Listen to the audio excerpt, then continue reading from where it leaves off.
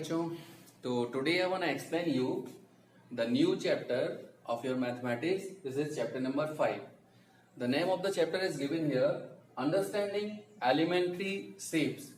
तो ये elementary shapes क्या होती हैं? तो जैसे कि आप पिछले चैप्टर में ही पढ़ चुके हो कि elementary shapes क्या होती हैं. Elementary shape का मतलब जस्ट लाइक लाइन हो गई, लाइन सेगमेंट हो गई, रेज हो गई. ठीक है, ये सारी शेप के बारे में आप पहले भी जानकारी ले चुके हो. इस चैप्टर में दोबारा से आपको बता रखा है, लेकिन थोड़ा मीनिंगफुल मैनर में. मीनिंगफुल मैनर का मतलब यहाँ पर आपको कैसे इसकी वैल्यू को काउंट करना है, ये डिस्टेंस क्या है, कैसे काउंट करनी है, कैसे दो लाइनों को आप कंपेयर कर सकते हैं, ये सभी चीजें आप यहाँ पर सीखेंगे. Okay student, then now I am starting your new exercise 5.1. तो देखिए पहला क्वेश्चन में कह रखा है कि व्हाट इज द डिसएडवांटेज, यानी हमें नुकसान क्या है कि अगर हम कंपेयर करते हैं दो लाइन को बाई मेयर ऑब्जर्वेशन. तो मेयर ऑब्जर्वेशन का मतलब होता है कि सिर्फ देख कर पता करना कि ये कौन सी चीज बड़ी है या कौन सी चीज छोटी है. ठीक है, तो आपको खुद पता है अगर सिर्फ देखकर पता करेंगे तो हम उसकी एग्जैक्ट हाइट नहीं पता कर सकते. इसलिए हम उसे ये नहीं बता सकते कौन सी चीज बड़ी है. ये तो बता सकते हैं बड़ी कौन सी छोटी कौन सी है, लेकिन ये नहीं बता सकते हैं कि कितनी बड़ी है या कितनी छोटी है. ओके स्टूडेंट, तो ये आप यहाँ सिर्फ लैंग्वेज में लिखेंगे कि सिर्फ देखकर हम ये नहीं बता सकते हैं कि कौन सी चीज कितनी बड़ी है और कितनी छोटी है. Okay, now look at the next question. अगला क्वेश्चन दे रखा है why it is better to use divider than ruler. हम डिवाइडर का यूज करना ज्यादा बेहतर समझते हैं एज कंपेयर टू रूलर. ऐसा क्यों है? तो ऐसा कारण ये है कि रूलर से हमें काउंट करने में टाइम लगता है, जबकि डिवाइडर पे हम सिंपल डिवाइडर को रखकर ये पता कर सकते हैं. इसमें हम काउंट करेंगे भाई कितने सेंटीमीटर की लाइन है, कितने सेंटीमीटर लाइन नहीं है, जबकि इसके थ्रू हम तुरंत पता कर सकते हैं देखकर ये इतना है, ये इससे बड़ा है या छोटा है. इसीलिए it is easy to use divider than ruler. Okay, अगर हमें काउंटिंग नहीं करनी हो, अगर हमें ये नहीं पता करना हो कि कौन सी चीज कितनी बड़ी है और कितनी छोटी है, तो divider is much useful than ruler. अगला क्वेश्चन है draw any line segment says AB. उन्होंने क्या कहा, एक लाइन सेगमेंट को ड्रॉ किया और उसका उन्होंने नाम डाल दिया. क्या नाम डाल दिया? एबी नाम डाल दिया. ओके, तो देखिए क्या क्वेश्चन है हमारे पास. ये उन्होंने एक लाइन सेगमेंट ली और उसका नाम डाल दिया एबी. मान लीजिए हमारी लाइन सेगमेंट है. ठीक है, this is our line segment AB.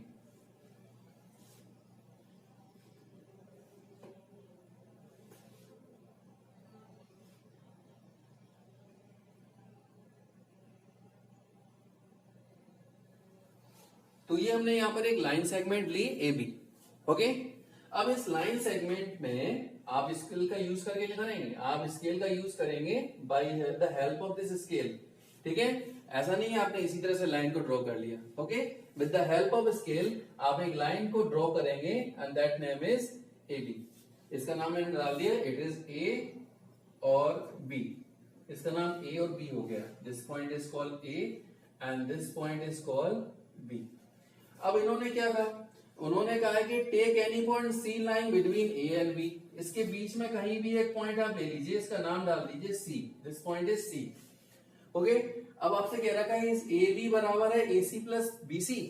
देखो ए बी की जो वैल्यू है वो बराबर है किसके, AC प्लस CB. तो आपको दिख रहा होगा अगर हम इसको जोड़ेंगे तो इसकी वैल्यू किसके बराबर हो जाएगी, इस वैल्यू के बराबर हो जाएगी. तो कह सकते हैं यस. ठीक है, आप इस सबको किसके थ्रू करेंगे, आप स्केल का यूज करेंगे और स्केल का यूज करने के बाद आप एक लाइन खींचेंगे, स्केल का यूज करके एक लाइन खींचेंगे और इस तरह से ए बी ड्रॉ करेंगे. इसके बीच में कहीं भी एक पॉइंट क्या ले लेंगे, आप C ले लेंगे इस तरह से. फिर इसके बाद आप ए बी की डिस्टेंस निकाली. मान लो ए बी की डिस्टेंस हमारी 5 सेंटीमीटर है. फिर आपने ए सी की डिस्टेंस निकाली, मान लीजिए 2 सेंटीमीटर निकली. BC की डिस्टेंस निकाली, मान लीजिए 3 सेंटीमीटर निकली.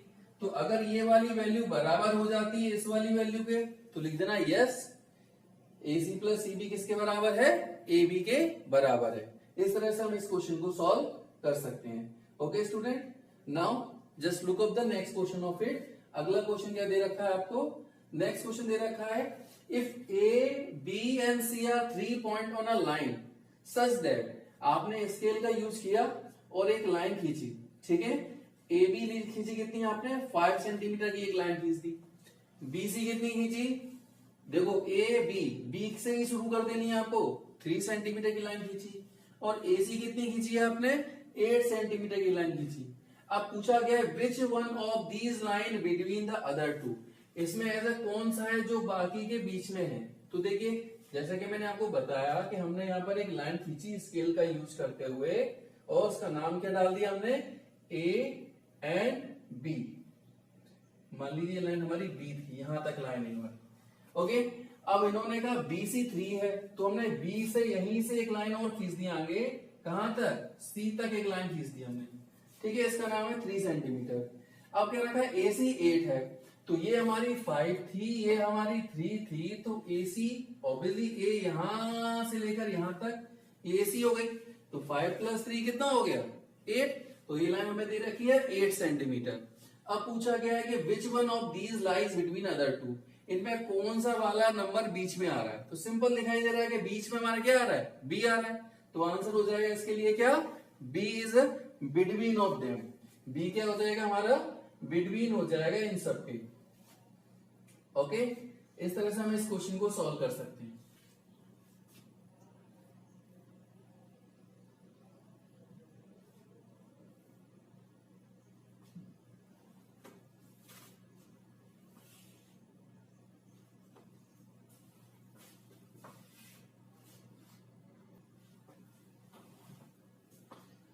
Okay student, now move on to the next question. अगला क्वेश्चन आपको दे रखा है question number 5, verify whether D is the mid point of AG. यहाँ पर आपको ए से लेकर जी तक के कुछ पॉइंट्स दे रखे हैं, और ये पूछा गया है कि बताइए कि जो डी पॉइंट है वो बीच में आता है क्या। तो आपको कुछ नहीं करना, खाली आप लाइन को देखना है, डी को देखना है। डी के आप इधर नंबरों को काउंट करें, कितने नंबर है 1 2 3, और डी के इस तरफ के नंबर काउंट करेंगे 1 2 3। अगर दोनों साइड बराबर नंबर आपको दिखाई दे रहे हैं, इसका मतलब yes D is a mid point of A G, ठीक है। इस तरह से आप ये क्वेश्चन नंबर 5 को सॉल्व कर सकते हैं। Look at the next question, if B is the mid point of A C, C is the mid point of B D, whether A B C D lie on straight line, say why A B is equal to C D. तो बस आपको use तो यहाँ पे scale का करना है, scale का यूज करेंगे, और स्केल का यूज करने के बाद क्या करेंगे, आप एक स्ट्रेट लाइन को खींचेंगे। इस तरह से एक नंबर लाइन आप खींच सकते हैं, ठीक है। तो देखिए हमने एक नंबर लाइन को खींचा, ओके। सपोज दैट यहाँ कुछ नंबर तो नहीं दे रखा है, इसलिए हमने क्या किया, कुछ पॉइंट मान लिए 0 पॉइंट है, 1 2 3 4 5, it's a 6, it's a 7, it's a 8 and so on, कितने भी लाइन आप खींच सकते हैं। अब इन्होंने क्या कहा, वेरीफाई करके दिखाओ B is a mid point of AC। मान लो ये पॉइंट हमारा A है और ये पॉइंट हमारा C है, और B क्या है, इसके बीच में है। देखो A और C और B इसका मिड पॉइंट हो गया। अगला क्या कह रहा है, C is a mid point of BD। C क्या है, मिड पॉइंट है BD का, तो यहां हमने D ले लिया। अब देखो C जो है इस B और D का क्या हो गया, मिड पॉइंट हो गया। अच्छा इसी तरह से where A B C D जो straight line, A B C D क्या है, हमारे स्ट्रेट लाइन है। अब आपसे पूछा गया है बताओ ए बी बराबर है सी डी के क्या, तो देखो ए बी हमारा कितना है, ए बी 1 है। अच्छा सी डी हमारा कितना है, यहां से लेकर यहां तक कितना हुआ, 1 हुआ। तो दोनों की वैल्यू क्योंकि बराबर है तो लिख देंगे yes A B is equal to है सी डी के। इस तरह से हम इस क्वेश्चन को सॉल्व कर सकते हैं, okay. Now move on to the next question number 7। अगले क्वेश्चन की तरफ आते हैं हम, क्वेश्चन नंबर 7 की तरफ। तो draw 5 triangle and measure their side. 5 आपको ट्राइंगल्स ड्रॉ करने हैं, इसके बाद की साइड को मेजर करना है। Check in each case if the sum of the length of any two side is always less than third side.